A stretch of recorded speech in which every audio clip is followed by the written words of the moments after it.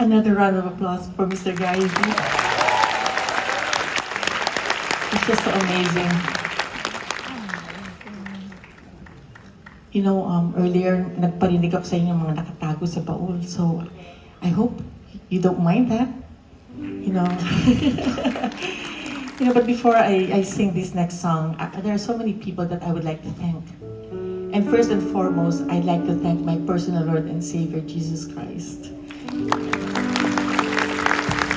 As I was sharing earlier, 45 years and 40 years of that, of my career, because I left in 1984, so I started in 1979. I left in 1984, my family migrated to the United States.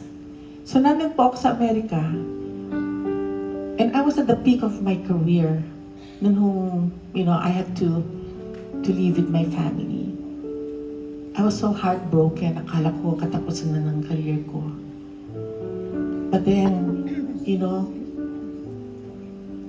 hanggang ngayon, tinutugtog pa rin. Hanggang ngayon, na-appreciate pa rin ninyo.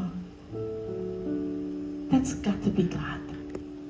For the songs to thrive for so many decades. That's all God. So this next song is actually my love letter for Him.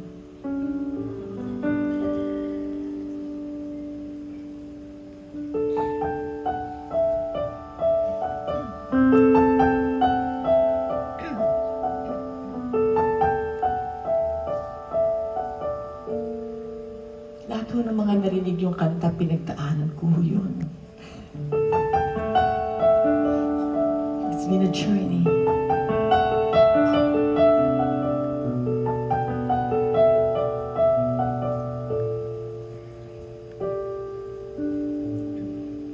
I turned away, closed the door.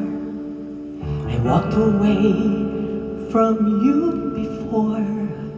I ran away, as far away as I could.